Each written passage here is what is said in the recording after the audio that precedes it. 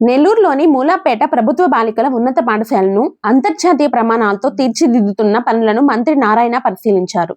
20 కోట్ల సిఎస్ఆర్ నిధులతో పాఠశాలను ఆధునీకరిస్తున్న డిఎస్ఆర్ సంస్థ అధినేత దేవిరెడ్డి సుధాకర్ రెడ్డిని, పనులు వేగంగా పూర్తి చేస్తున్న సంస్థ సిబ్బందిని ఆయన అభినందించారు.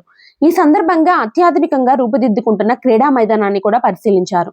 అనంతరం మీడియాతో మాట్లాడిన మంత్రి నారాయణ, వార్డుల విభజనపై వైఎస్ఆర్ కాంగ్రెస్ పార్టీ అనవసర రాద్ధాంతం చేస్తుందని, నిబంధనల ప్రకారమే అధికారులు ప్రక్రియను కొనసాగిస్తున్నారని అన్నారు. డిఎస్సి నియామకాలపై కూడా వైసీపీ బురద చల్లే ప్రయత్నం చేస్తుందని, అయితే నియామకాలు పూర్తిగా పారదర్శకంగా జరిగాయని స్పష్టం చేశారు. ప్రతిపక్షాల విమర్శలు ఎన్ని వచ్చినా అభివృద్ధి సంక్షేమ కార్యక్రమాలు ఆగవని పేర్కొన్నారు.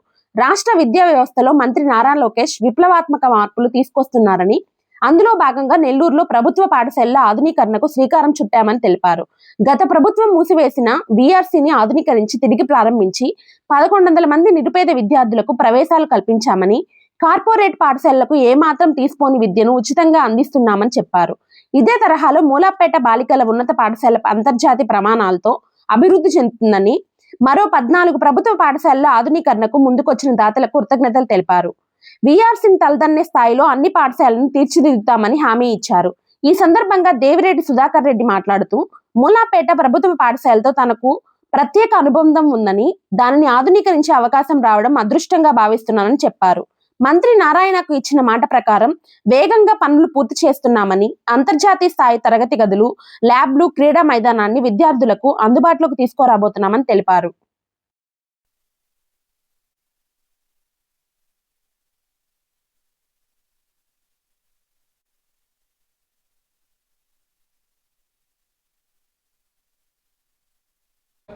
ఈరోజు ఎడ్యుకేషన్ సిస్టమ్, ఆంధ్రప్రదేశ్లో ఎడ్యుకేషన్ సిస్టమ్ని గౌరవనీయ విద్యాశాఖ మంత్రి గారు అనేక రిఫార్మ్స్ తీసుకొస్తున్నారు. ఈ రిఫార్మ్స్లో భాగంగానే నెల్లూరులో తీసుకుంటే ఏదైతే విఆర్ హై స్కూల్ గత ప్రభుత్వం మూసేసిందో, గత ప్రభుత్వం మూసేసింది, అది నెల్లూరు కార్పొరేషన్లో నడిఒడ్డులో ఉంది. అదే స్కూల్లో నేను చదివింది అక్కడే. దాన్ని గత ప్రభుత్వం మూసేసింది కంప్లీట్గా.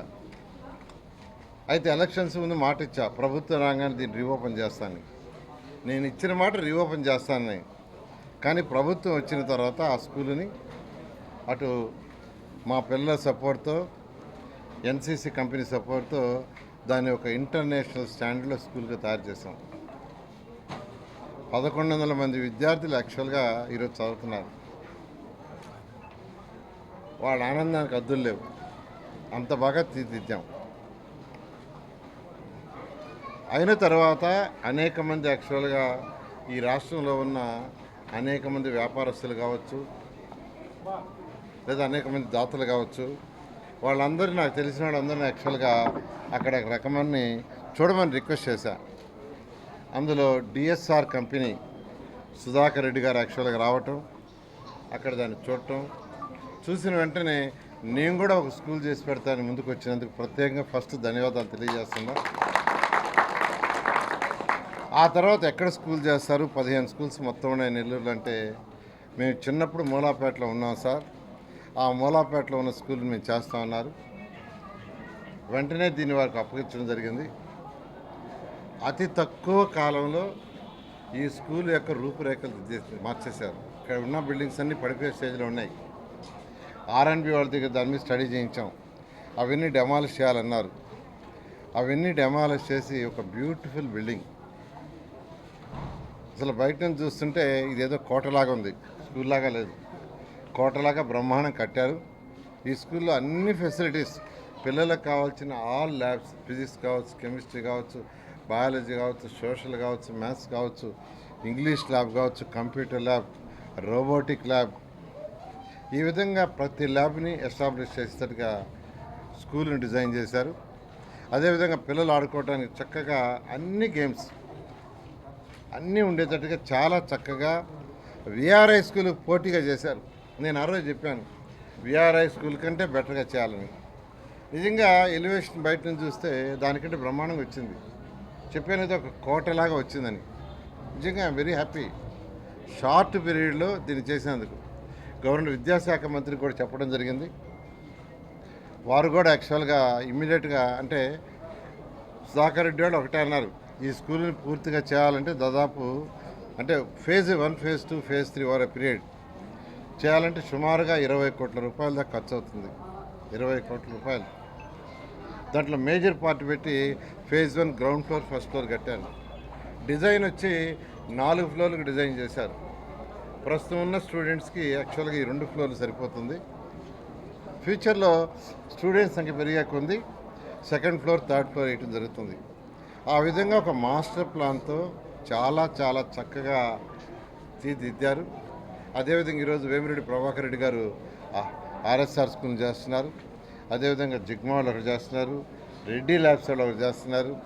అదేవిధంగా రమేష్ ఎంపీగా రాజ్యసభ మెంబర్ వాళ్ళ బ్రదర్ వాళ్ళ కంపెనీ నుంచి ఆల్రెడీ వర్క్ బోర్డ్ ల్యాండ్ ఏదైతే ఉందో దాంట్లో ఒక బ్యూటిఫుల్ స్కూల్ని ఆల్రెడీ కన్స్ట్రక్షన్ జరుగుతుంది.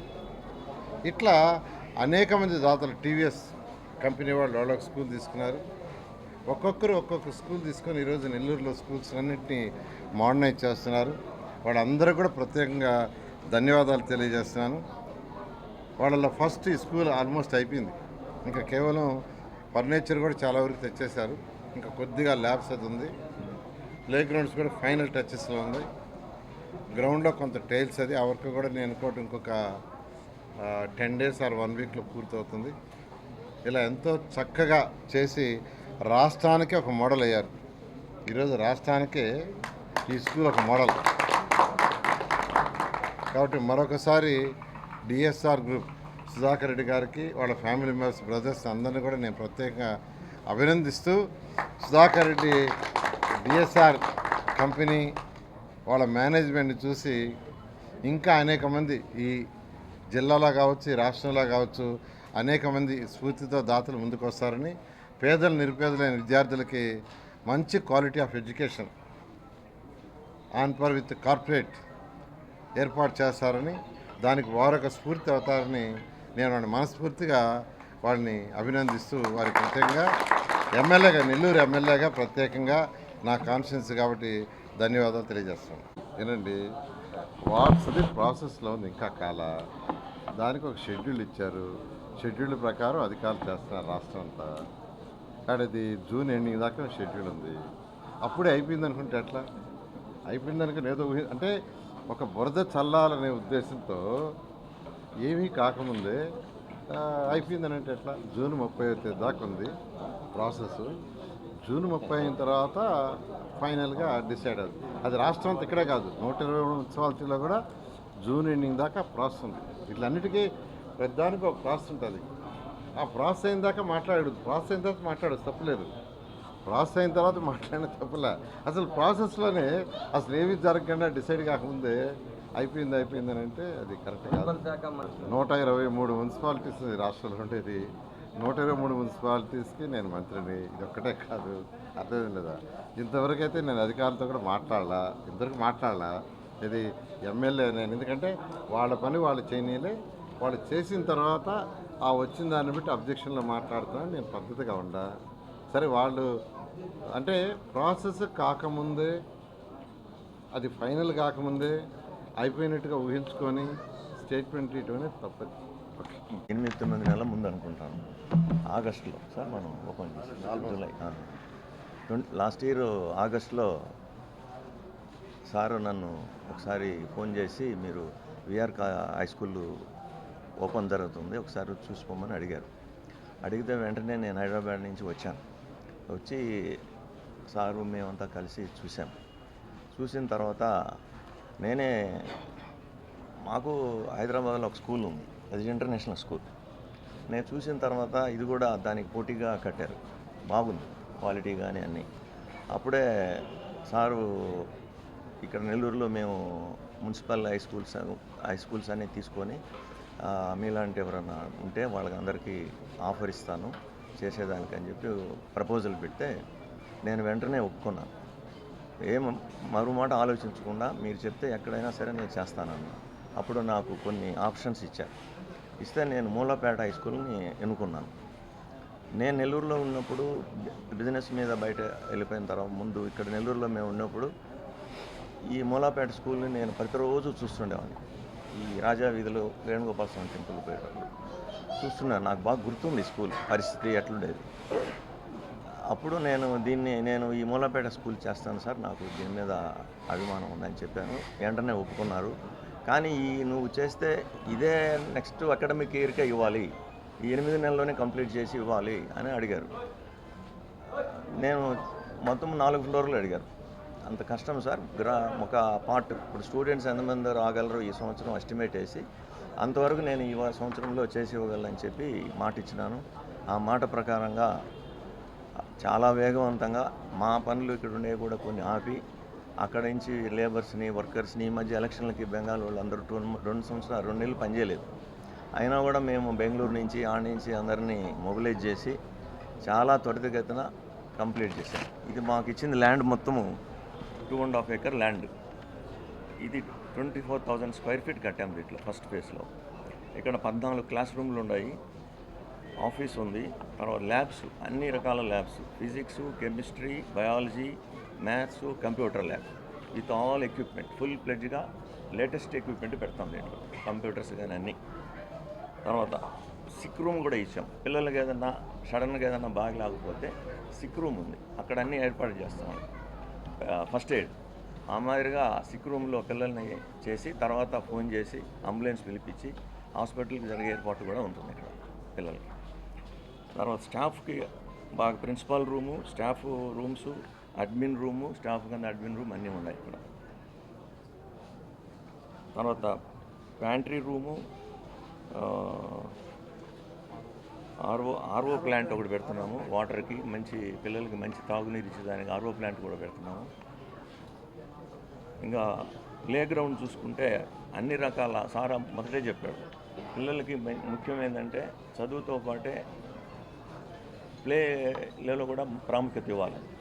దానికి మేము ఇప్పుడు kabaddi court, cricket net court, half basketball court, badminton courts 2, తర్వాత చిల్డ్రన్ ప్లే ఏరియా, ఇవన్నీ కూడా ఏర్పాటు చేసి మంచి స్టాండర్డ్తో ఇప్పుడు బెంగళూరు నుంచి వచ్చారు. ఈ కోర్టులకి సింథటిక్ ఎనామిల్ వేస్తారు పైన, ఈ కాంక్రీట్ పైన, అది బెంగళూరు నుంచి వచ్చారు. 4-5 రోజుల్లో ఈ సింథటిక్ ఎనామిల్ కోట్ వేసేసి నెట్లు కట్టి లైన్స్ అన్నీ గీస్తే మీకు చూసేదానికి కూడా చాలా బాగుంటాయి అవి. సో ఇవన్నీ త్వరితగతిన మేము కంప్లీట్ చేసి దీన్ని ఇక్కడ మూలపేట ప్రజలకి ఏ వార్డు ఉంది 39వ వార్డులో ఇది కడుతున్నాము. కానీ ఇక్కడ ఇది కట్టేదానికి కూడా మేము ఏదో మా కంపెనీ తరఫున చేస్తుంటే ఈ ప్రజలు ఇక్కడ మూలపేట ఉన్నటువంటి అందరూ మాకు చాలా కోఆపరేట్ చేసి దీన్ని త్వరితగా కంప్లీట్ చేసేదానికి చాలా సహకరించిన దానికి అందరికీ మా కంపెనీ తరఫున నా తరఫున ధన్యవాదాలు అందరికీ.